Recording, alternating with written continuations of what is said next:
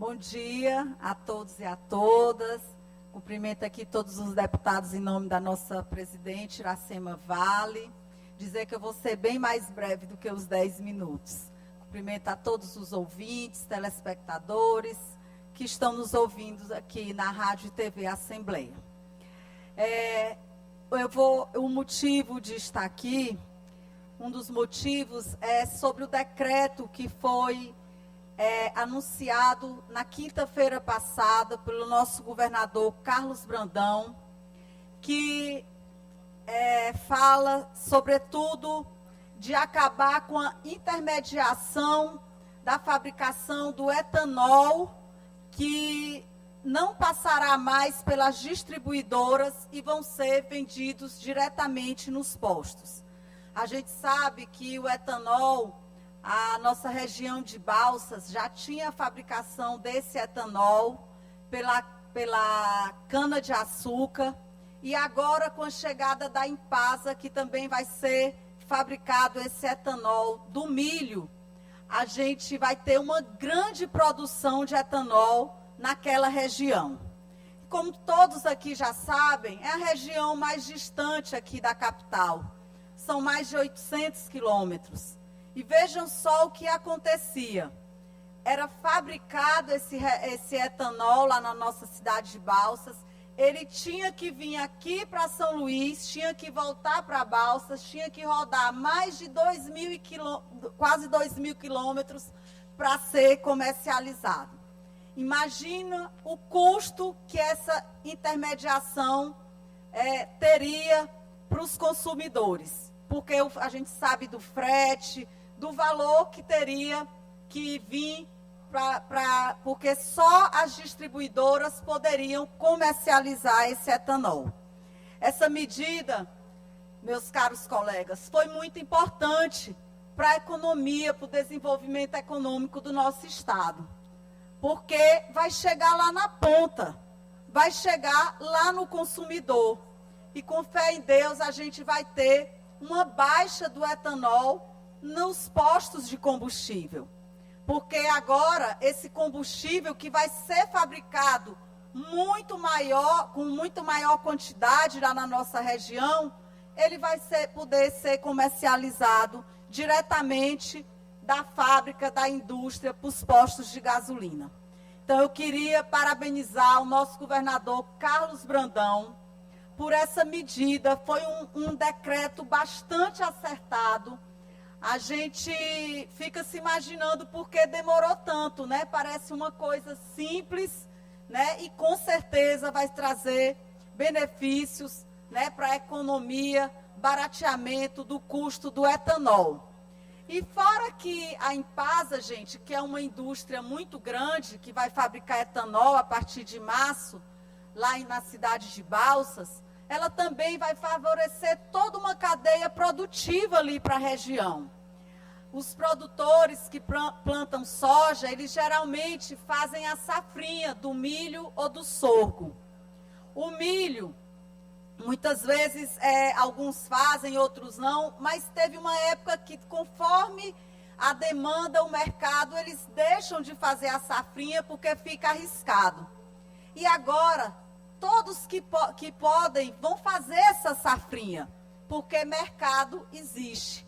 Todo milho que for fabricado no Maranhão já vai ter esse mercado consumidor garantido, que é a indústria, a Impasa. E também a gente sabe que o sorgo também vai utilizar em quantidades menores, mas é uma safra menos arriscada. Como eles dizem lá, 3 chuvas garantem a safrinha do sorgo.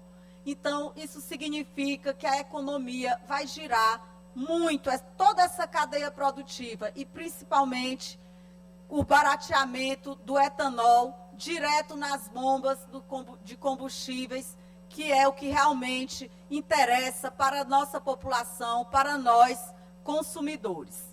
E o meu segundo momento era para falar, a deputada Daniela aqui já introduziu o assunto, é que o dia de ontem não poderia também deixar de passar em branco para nós, mulheres. porque dia 24 de fevereiro de 1932 foi que nós, mulheres, tivemos conquista do voto aqui no Brasil.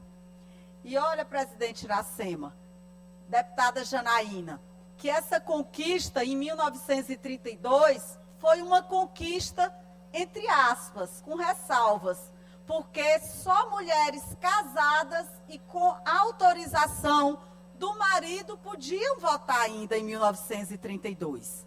Só em 1946 é que realmente tivemos essa conquista igualitária em relação aos homens. E quando eu falo aqui da importância da gente votar e também ser votada, poder ter representação na política, em todos os poderes, mas na política, que é onde se tem a maior tomada de decisões importantes para o nosso país, eu não falo em disputa.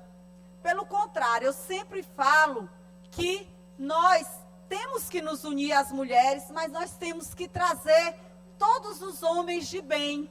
Porque ainda hoje os homens são maioria nos espaços de poder, em todas as esferas. E a gente tem que trazer esses homens, porque o tempo histórico que a mulher ocupa esses espaços é muito pequeno. E com certeza, sem esses homens de bem, que realmente reconhecem que a mulher, também ocupando esses espaços, é muito capaz, e só assim a gente vai ter uma sociedade mais igualitária, mais justa, a gente consegue realmente avançar nessa pauta.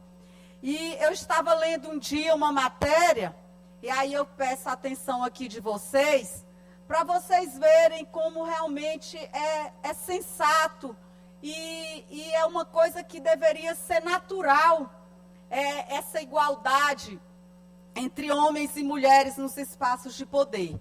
Existe uma tendência hoje dos conselhos de grandes empresas, dependendo do que elas vendem, do que elas vão trazer para o consumidor, elas colocarem nos seus conselhos hoje pessoas, mulheres, homens, pessoas mais jovens, pessoas mais idosas, para que ela entenda. Imagine uma indústria que vai vender artigo, digamos, mais para o público feminino, ter na sua tomada de decisão só homens.